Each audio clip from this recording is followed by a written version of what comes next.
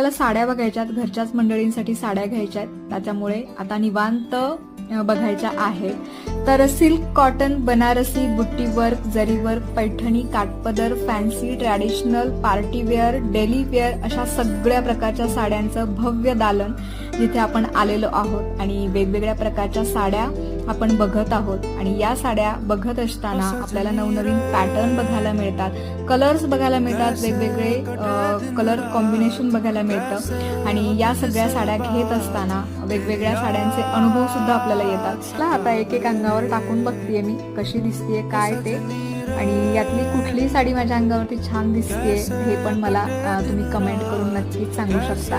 तर इथे मी आता ट्राय करते।